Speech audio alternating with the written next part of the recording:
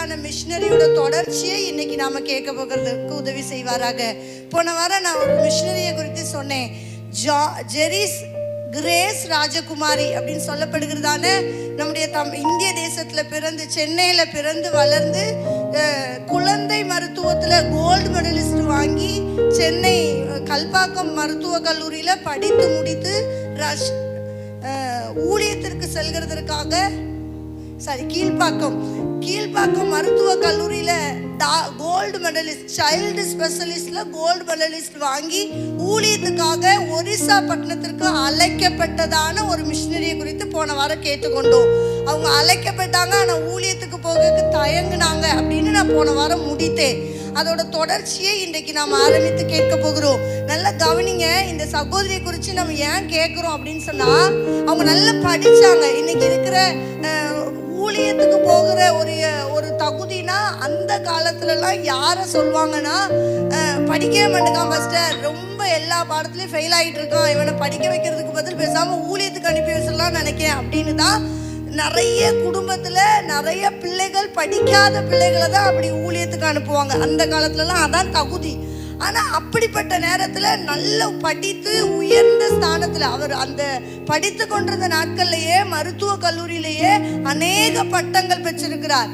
அப்படி அதிகமாக படித்து ஞானம் பெற்றதான இந்த சகோதரியை ஊழியத்திற்கு போக சொல்லும் போது, சின்ன வயதிலே நான் அவனுடைய சமூகத்தில் நான் அர்ப்பணித்திருக்கிறேன், நான் ஊழியம் செய்ய போகிறேன் அப்படின்னு அவங்களுடைய இருதயத்துல தோன்றினாலும் கர்த்தர் போக சொன்ன இடம் அவருக்கு ரொம்ப பயத்தை உண்டு பண்ணிச்சு. ஏன்னா ஒரிசா மாநிலம் அந்த நாட்கள்ல தண்ணி கூட சுகாதாரமான தண்ணி இல்லாதபடி, அந்த இடம் சுகாதாரமே இல்லாம சுத்தம் இல்லாம ஜனங்களுக்கு சரியான அடிப்படை வசதிகளே இல்லாத பட்டணத்திற்கு என்ன ஊழியத்துக்கு போக சொல்றாங்களே. IMS மிஷினரிகள் இவங்களை மருத்துவ மிஷினரியா வந்து ஊழியம் செய்ய சொல்லி கேட்டாங்க. இவருக்கு அந்த இடத்துடைய சூழ்நிலை ஒத்துக்காததுனால, அந்த இடத்துல இருக்கிற சில காரியங்கள் இவங்க கேள்விப்பட்டது, ஐயோ இந்த மாதிரி ஒரு இடத்துக்கு நம்ம ஊழியத்துக்கா அப்படின்னு தான் அவங்க தயங்குனாங்க. ஆனா ஒரு மிஷினரியுடைய வாழ்க்கை சரிதையை, ஆல்பர்ட் என்று சொல்லப்படுகிறதான ஒரு மிஷினரியுடைய வாழ்க்கை சரிதையை இவர்கள் வாசித்து கொண்டிருந்தாங்க. ஐரிஷ் ராஜகுமாரி என்ற சகோதரி அப்படி வாசித்து கொண்டிருந்த போது அதுல ஒரு குறிப்பிட்ட ஒரு பகுதி சொல்லப்பட்டிருந்துச்சு. நான் ஒரிசா மாநிலத்துக்கு போகும்போது அந்த மாநிலத்துல சுகாதாரமே இல்லை, இங்க ஒரு படிப்பறிவே இல்லை அப்படின்னு கேள்விப்பட்டதுனால இந்த ஜனத்துக்கு நான் இயேசுவை சொல்ல அழைக்கப்பட்டிருக்கிறேன். இந்த அடிப்படை வசதி இல்லாத இந்த ஊர்ல தான் நான் ஊழியம் செய்ய கர்த்தரை அழைத்து கொண்டு போகிறார். ஆனா அந்த இடத்துல நான் போகிறதுக்கு ஒரு முகாந்தரத்தை கர்த்தர் உருவாக்கணும். எங்க வசதி இல்லையோ அங்க நான் போய் வசதியை உருவாக்கணும். எங்க அடிப்படை காரியங்கள் இல்லையோ அங்க போய் நான் அடிப்படை வசதிகளை செஞ்சு கொடுக்கணும் அப்படின்னு என்ன அர்ப்பணிக்கிறேன். அர்ப்பணித்ததுனால ஆண்டவர் என்னை பயன்படுத்தினார். இன்னைக்கு நான் அந்த ஊர்ல வந்த போது இருந்த சூழ்நிலை இன்னைக்கு இல்லை. இன்னைக்கு நிறைய மாற்றங்களை என் மூலமா கர்த்தர் செய்தார் அப்படின்னு அந்த மிஷினரி சரிதையில சொல்லப்பட்டிருந்ததான அந்த வார்த்தை ஒரு உள்ளத்தை தொட்டுச்சு. உடனே ராஜகுமாரி அம்மா தன்னை தேவ சமூகத்துல அர்ப்பணித்தார். நான் ஊழியத்திற்காக ஒரிசாக்கு போய் என் மூலமா, இந்த சகோதரர் சொல்லியிருக்க போல அவங்க மூலமா கர்த்தர் செய்த அற்புதத்தை மாதிரி கர்த்தர் என் மூலமா இந்த IMS ஊழியத்தின் மூலமா மருத்துவ உதவிகளை நான் படிச்சதை கர்த்தருக்காக செய்வேன் அப்படின்னு தன்னை அர்ப்பணிச்சு ஊழியத்துக்கு போக கிளம்பிட்டாங்க. அப்படி போகும்போது 1972 ஆண்டு அவங்க ஒரிசா மாநிலத்திற்கு போனாங்க. அவங்க போய் அந்த ஊழியத்தை ஆரம்பிக்கும் போது அங்க போய் முதல் அவங்களுக்கு பார்வையில பட்டது என்ன அப்படின்னா, அங்க இருக்கிற ஜனங்களுக்கு பைபிள் தமிழ் அவங்களுக்கு புரியக்கூடிய பாஷை, அவங்களுடைய வார்த்தையிலேயே அவங்க பேசுகிறதுக்கு கூட இதுதான் ஒழுங்கான வார்த்தை, இதை பேசணும், இந்த சரியான நடைமுறைப்படி நம்ம பேசி எழுத கற்றுக்கொள்ளணும் அப்படிங்கிற அடிப்படையான வசதி. இப்ப நம்ம தமிழ் கற்றுக்கொள்றோம், பிறப்புலையே குழந்தை பிறந்த உடனேயே முதல் மாமா அம்மா அப்படின்லாம் சொல்றத நீங்க சொல்லி கொடுக்குறீங்களா? நாம சொல்லி கொடுக்குறோமா? ஆட்டோமேட்டிக்கா அந்த பிள்ளையுடைய வளர்ச்சி, அந்த பிள்ளை பேச ஆரம்பிக்கிற முதல் வார்த்தை ஆணுடைய நாவிலிருந்து புறப்படுகிற வார்த்தை போல பிள்ளைகள் தானா பேசுறாங்க. ஆனா அந்த ஊர்ல பேசுறதுக்கு கூட பேச்சு மொழி கூட சரியான பதத்துல இல்லையா. இப்படி ஒழுங்குபடுத்தப்படாத பேச்சு மொழி கூட இருக்குதுங்கிறத பார்த்தோன்னே இவர் பாரப்பட்டு, இவர் படித்ததான ஞானத்தை பெற்றதுனால அவங்க அந்த ஒரிசா மாநிலத்துல மிஷனரி இயக்கம் ஒரு அவங்க பாஷையில பேசுகிற பேச்சு மொழியும் எழுத்து மொழியும் அடங்கிய சொல் பதிவாளர் அப்படின்னு சொல்லப்படுகிறதான ஒரு ஆசிரியர் கிட்ட இருந்து அந்த ஒரிசா மாநிலத்துல இவங்க போய் ஊழியம் செய்ததான பகுதி மல்கிரியா என்ற பகுதி. அங்க போண்டா அப்படின்னு சொல்லப்படுகிறதான ஒரு மக்கள் இருக்கிறாங்க. அந்த மக்களுக்கு புரிகிற பாஷையை முதல்ல கற்றுக்கொள்ளணும்னு சொல்லி கரெக்டா 2 வாரம் 2 வாரத்துல அந்த டீச்சர் கிட்ட இருந்து கற்றுக்கொண்டு இந்த மல்கிரியா பட்டணத்துல இருக்கிறதான மக்களின் பேச்சு மொழியை கற்றுக்கொண்டுட்டார். 2 வாரத்துல கற்றுக்கொண்டு மறுபடியும் மல்கிரியா பகுதிக்கு வந்து ஊழியம் செய்ய ஆரம்பித்தார்.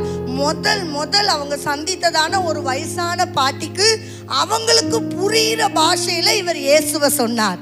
இந்த வார்த்தையை சொன்ன உடனே அந்த பாட்டிக்கு, இதுவரைக்கும் இப்படி ஒரு பேச்சை நான் கேட்டதே இல்லையே, நம்ம ஊர்ல நம்ம பேசுற பேச்சு மாதிரி தான் இருக்கு, ஆனா இவங்க சொல்ற வார்த்தை ரொம்ப புதுசா இருக்கே, இது யாரு அப்படின்னு கேட்க ஆரம்பிச்சாங்க. அவங்க முதல் இப்ப நாம சுவிசேஷ ஊழியம் செய்யும் போது இயேசு உங்களை நேசிக்கிறார்னு ஒரு வார்த்தை சொல்ல கற்றுருக்கிறோம்ல, அப்படி ஒரு வார்த்தையை தான் அவங்க பேசுறதுக்கு கற்றுக்கொண்டு வந்தாங்க 2 வாரத்துல. இந்த அம்மா இயேசு யாரு சொல்லுங்க அப்படின்னு கேட்க ஆரம்பிச்சோன்னே, என்னப்பா முதல் சந்தித்த ஆளே இயேசுவை கேட்க ஆரம்பிச்சிட்டாங்களே, இப்ப இவங்களுக்கு சுவிசேஷம் சொல்றதுக்கு நான் மொழியை கத்துக்கணும் அப்படின்னு பாரப்பட்டு இருந்த போது ஆண்டவரே ஒரு தூதன் போல ஒரு சகோதரரை அனுப்பி வைத்தார். ஏஆர்சி பால் அப்படின்னு சொல்லப்படுகிறதான ஒரு சகோதரர். அவர் அந்த ஊர்லயே பல வருஷமா இருந்து மல்கிரியா பட்டணத்துல பல மக்களுக்கு மருத்துவ சேவை செய்து கொண்டிருந்ததான, அதாவது வசதி வாய்ப்புகள் இல்லாததுனால இவர் மருத்துவரா படிச்சிருந்தும் இவர் மருத்துவ வசதிகளை உடையவரா இருந்தும் அந்த ஜனங்களுக்கு போதிய உதவிகளை, இன்னைக்கெல்லாம் கவர்மெண்ட் ஹாஸ்பிட்டல்ல கூட சில பணம் பிரிச்சுதான் எந்த செக்கப்னாலும் பண்றாங்க. அந்த ஊர் மக்களுக்கு உதவி செய்யணும்னா இலவசமா தான் செய்யணும், யாரும் பணம் செய்ய மாட்டாங்க. இப்படி தன்னார்வமா இவர் தன்னுடைய பணத்தை செலவழித்து வேலை செய்ய முடியாததுனால, படிச்சிருந்தும் நிறைய ஞானம் பெற்றிருந்தும் இவரால் ஊழியம் செய்ய முடியாம இருந்த இந்த ஏஆர்சி பால் என்று சொல்லப்படுகிறதான இந்த சகோதரர் கர்த்தர் இவர்களுக்கென்று கொண்டு வந்து கொடுத்தார்.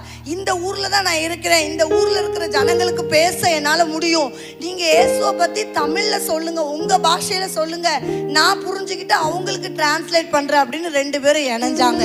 அப்படி இணைஞ்சு கிராமத்துல இருக்கிற பல தெருக்கள்ல பல முக்கியமான ஸ்தலத்துல இவங்க 2 பேரும் சேர்ந்து சுவிசேஷத்தை சொல்ல ஆரம்பிச்சாங்க. இவங்க பேச அவங்க சொல்லன்னு சொல்லி அந்த ஊர் ஜனங்கள், இவங்க சத்தத்தை கேட்கிற ஜனங்கள் எங்கெல்லாம் இவங்க கூடுறாங்களோ எல்லா இடத்துலயும் ஒரு 10-15 பேர் தானா அவங்க கூப்பிடாமலே கூடி இயேசுவை பத்தி கேட்க ஆரம்பிச்சாங்க. இவங்க முதல் அந்த ஊர் மக்களுக்கு இவங்க சொன்னதான முதல் சத்தியம், 12 வயது பெரும்பாடுள்ள அந்த ஸ்திரீ தன்னுடைய சரீரத்தில் ஏற்பட்ட பலவீனத்தை நிமித்தம் ஆண்டவருடைய வஸ்திரத்தை தொட்டா போதும் நான் சுகம் பெறுவேன் அப்படிங்கிற அந்த விசுவாசத்தை குறித்து தான் இவங்க முதல் பிரசங்கித்தாங்க. அந்த வார்த்தைய அந்த தெருவுல கூடி இருந்ததான பல பெண்களுடைய இருதயத்தை தொட்டுச்சு. இன்னைக்கு இப்படிப்பட்ட ஒரு வியாதியை கூட சுகமாக்க இந்த ஆண்டவரால முடியுமா, அப்ப என்கிட்ட இருக்கிற பிரச்சனையை சுகமாக்க இவரால முடியும் அப்படிங்கிற ஒரு நம்பிக்கை உருவாக ஆரம்பிச்சது. அதுக்கு பிறகு இவர் போய் இந்த 2 பேரும் போய் எந்த கூட்டத்தையும் ஒழுங்குபடுத்த தேவையே இல்லை, அவங்களே வீடா ரெடி பண்ணி 20 பேர் 30 பேர் சேர்ந்து ஒரு வீட்டுல உட்கார்ந்துருந்து எங்களுக்காக வந்து உங்க ஆண்டவரை சொல்லுங்க அப்படின்னு கேட்க ஆரம்பிச்சாங்க. இந்த மாற்றத்தை பார்த்த உடனே இவங்க இயேசுவை தெரிஞ்சுக்கிட்டாங்க. ஆனா இவங்க வியாதியில இருந்து விடுதலை பெறணும். அந்த நாட்கள்ல மலேரியா, போலியோ அப்படின்னு சொல்லப்படுற பல தொற்று வியாதிகள் இந்த அடிப்படை வசதி இல்லாத இந்த ஜனங்களுக்கு பெருகிக்கிட்டே இருந்துச்சு. சின்ன வயசுல இருந்து தானா பிள்ளைகள் அதுல பாதிக்கப்பட்டாங்க. இதை தடுத்து நிறுத்த வழியே இல்லை அப்படிங்கிற மாதிரி சில குடும்பத்துல எல்லாம் 4-5 பிள்ளைகள் இருக்கிற குடும்பத்துல முதல்ல பிறந்த பிள்ளைக்கு 2-3 பிள்ளைகளுக்கு இந்த போலியோ மலேரியா வந்து போலியோல கால் நடக்க முடியாம அப்படிலாம் கஷ்டப்பட்டு இருந்தாங்கன்னா, இது நம்ம ஊர்ல உள்ள நியதி, இதெல்லாம் மாற்ற முடியாது அப்படின்னு ஜனங்களே தன்னை அதுக்கு பழக்கப்படுத்திக்கிட்டாங்க. இது என்ன வியாதிக்கு இந்த ஜனங்கள் பழக்கப்படுத்தி இருக்கிறாங்க, இந்த வியாதியில இருந்து இவங்களை விடுதலை பெற பண்ணணும் அப்படின்னு சொல்லி இவங்க இந்த கிரேஸ் ராஜகுமாரி என்கிற சகோதரி அவருடைய சொந்த குடும்பத்துல இருந்து தனக்கு கொடுக்க இருக்கிறதான சொத்து பணத்தை வாங்கி கொண்டு வந்து முதல் அந்த இடத்துல, அந்த மல்கிரியா பட்டணத்துல முதல் ஒரு மருத்துவமனை கட்ட ஆரம்பித்தாங்க. இப்போ மருத்துவமனை கட்டி அடிப்படை உதவிகளை செய்ய இந்த 2 பேரும் இணைஞ்சு மருத்துவர்களா சேவை செய்ய ஆரம்பிச்சாங்க. எந்த பணமும் நீங்க கொடுக்க வேண்டாம், உங்களுக்கு தேவையான மருந்துகளை நாங்க செய்வோம், நாங்க கொடுக்குற மருத்துவ உதவிகளை பெற்றுக்கொள்ளுங்க அப்படின்னு தேடி வந்து கேக்கு கொடுக்க ஆரம்பிச்சாங்க. இப்படி கொடுக்கும்போது இவங்க ரொம்ப அதிகமா ஊழியத்துல இணைஞ்சு ஊழியம் செய்ய ஆரம்பிச்ச போது இந்த கிரேஸ் ராஜகுமாரி என்று சொல்லப்படுகிற இந்த சகோதரி தன்னுடைய தகப்பனார் தன்னுடைய குடும்பத்தார்கிட்ட இந்த ஏஆர்சி பால் என்கிற இந்த சகோதரர் தன்னோடு இணைந்து நிறைய விதத்துல எனக்கு ஊழியத்துக்கு உதவி செய்யறாங்க, அவங்கள திருமணம் செஞ்சுக்க விரும்புகிறேன் அப்படின்னு சொன்னபோது அவங்க குடும்பம் ரொம்ப எதிர்த்துச்சு. ஏன்னா அந்த ஏஆர்சி பால் என்று சொல்லப்படுகிறதான அந்த சகோதரர் குள்ளமாகவும் சரீரத்துல ஏதோ ஒரு மாற்றமான சூழ்நிலையை அவங்களுடைய சரீரத்துல இருந்துச்சாம். ஏன் என்ன சொல்லப்பட்டிருக்கு அப்படின்னா, உடல் நலம் குன்றினவரா அவர் இருந்தார்னு சொல்லப்பட்டிருக்கு. என்ன வியாதின்னு சொல்லல. இப்படி அவருடைய குள்ளமான உருவம், அவருடைய உடல்நல சரியில்லாதது, இதெல்லாம் காரணமா சொல்லி அவங்க குடும்பத்தார் இதை சம்மதிக்கவே இல்லை. நீ ஊழியம் செய், உனக்குன்னு எடுக்கிற எல்லா பணத்தையும் நீ செலவழிச்சுக்கோ, இவரெல்லாம் திருமணம் பண்ண நான் அனுமதிக்க மாட்டேன் அப்படின்னு ரொம்ப தடுத்தாங்க. ஆனா கர்த்தர் தேவ சமூகத்துல நான் ஜெபிக்கிறேன், ஊழியத்திற்கென்று எனக்கு ஏற்ற வாசலை கர்த்தர் உருவாக்கி தரணும். யாரோ ஒருத்தரை கூட்டிட்டு வந்து நான் கல்யாணம் பண்ணிட்டு இங்க வந்துட்டு ஊழியம் செய்ய கேட்டா அவர் என்னோடு இணைஞ்சு செய்வாரான்னு சொல்ல முடியாது. ஆனா இவர் இந்த பாரத்தை உடையவரா, இந்த ஊர்ல இருக்கிற ஜனங்களை நல்லா தெரிஞ்சவரா, எனக்கு ஊழியத்துல உதவி செய்கிறவரா இருக்கிறார், அதனால இவர் தான் எனக்கு திருமணம் முடிக்க உனக்கு சித்தமான எனக்கு ஏற்படுத்தி தாருன்னு கேட்டாங்க. ஆண்டவர் நல்ல ஒரு வார்த்தையை சொல்லி அவங்களை உற்சாகப்படுத்தி அவருக்கு நல்ல ஒரு பாசிட்டிவான ரிசல்ட்டை கத்த தந்துட்டார். உடனே அவங்க அப்பா அம்மா எந்த பேச்சையும் கேட்காம அவங்க திருமணத்துக்கு சம்மதித்து திருமணம் முடித்து அதுக்கு பிறகு 2 பிள்ளைகளை பெற்றெடுத்து 2 போண்டோ மக்கள் பகுதியில் இருக்கிறதான பிள்ளைகளுக்கு அம்மா அப்பா மரித்து போன பிள்ளைகளுக்கு தாய் தகப்பனாவும் ஆக மொத்தம் 4 பிள்ளைகளுக்கு தாயும் தகப்பனா இவங்க இணைந்து ஊழியம் செய்ய ஆரம்பிச்சாங்க.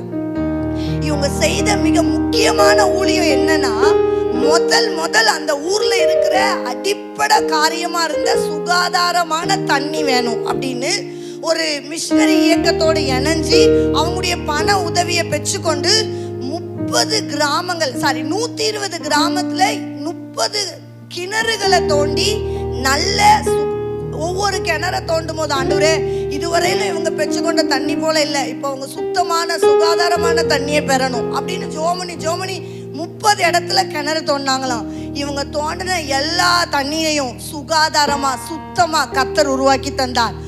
அன்றைக்கு 120 கிராமத்துல இப்படி அவங்க முதல் அடித்தள மாற்றத்தை இவங்க உருவாக்கின உடனே அநேக ஜனங்கள் இவங்களுக்கு இயேசுவை அறிந்து கொள்றதுக்கு ஒரு முக்கியமான பங்கா உதவி செஞ்சாங்க.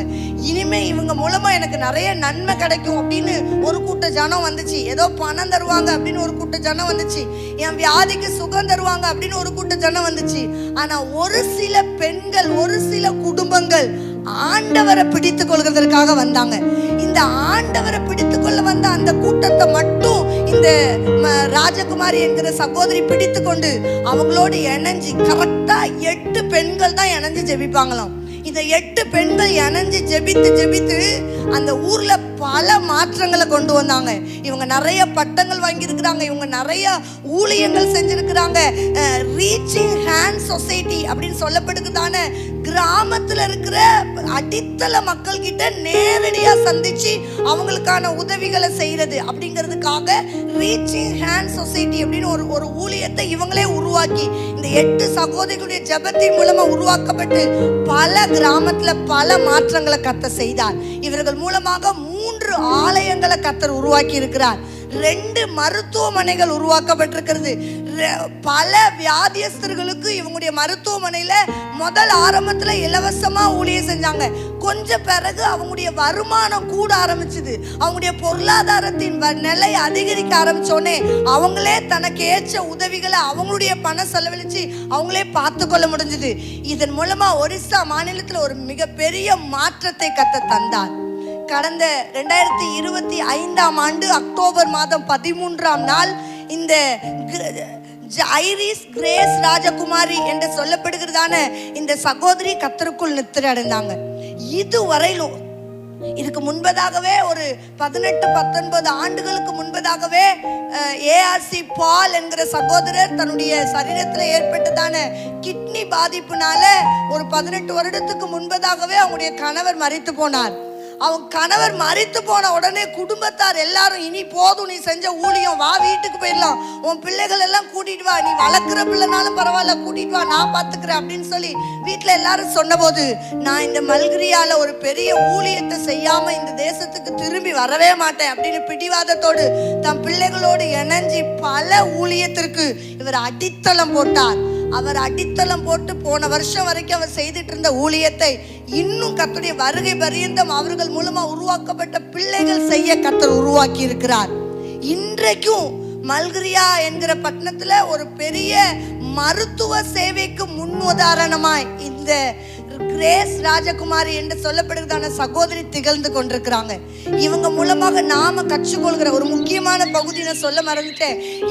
இவங்க உருவாக்குன அந்த குழு மூலமா, ரீச்சிங் ஹேண்ட் சொசைட்டி அப்படின்னு சொல்லப்படுகிற அந்த குழு மூலமா 8640 குழந்தைகளுக்கு போலியோ தடுப்பூசி போட்டு அதுல 2 வருஷத்துக்குள்ள 10% போலியோனால பாதிக்கப்பட்டதான பல பிள்ளைகள் 2 வருஷத்துக்குள்ள இந்த போலியோ தடுப்பூசி போட்டதுனால 10% இருந்த அந்த போலியோ வியாதியஸ்தர்களை 0வா மாத்திட்டாங்க. ஒருத்தரும் இனி போலியோல பாதிக்கப்பட மாட்டாங்க அப்படிங்கிற ஒரு பெரிய மாற்றத்தை 8640 பிள்ளைகளுக்கு இவங்க ஊசி போட்டு 0% இனி ஒரு பிள்ளைகளும் பாதிக்கப்பட மாட்டாங்க அப்படிங்கிற ஒரு நிலையை கொண்டு வரது எவ்வளவு பெரிய ஆச்சரியம். அதை கர்த்தர் செய்தார். அதுக்கு பிறகுதான் புனித லூக்கா ஹாஸ்பிட்டல் அப்படின்னு ஒரு ஹாஸ்பிட்டலை உருவாக்கி மல்கிரியா பட்டணத்துல பெரிய ஊழியத்தை இன்னைக்கு வரைக்கும் ரீச்சிங் ஹேண்ட் சொசைட்டி செய்து கொண்டிருக்கிறது. கர்த்தர் இன்னும் தொடர்ந்து அந்த ஊழியத்தை செய்ய வைப்பார். இதற்கு முக்கியமான காரணம், இந்த ஊழியம் இப்படியாய் வளர முக்கியமான காரணம் ஒரே ஒண்ணுதான். அவங்களுடைய சரீரத்துல, அவங்களுடைய சூழ்நிலை, அவங்களுடைய குடும்பம் எல்லாம் எகென்ஸ்டா இருந்தாலும் கர்த்தருக்கு சமூகத்துல என்ன அர்ப்பணித்தேன், கர்த்தர் என்ன வழி நடத்துவார் என்ற நம்பிக்கையில அர்ப்பணித்த இந்த ராஜகுமாரி என்கிற சகோதரி இந்த போன வருஷம் வரைக்கும் கர்த்தருக்குள்ள ஊழியம் செஞ்சிருக்கிறாங்க.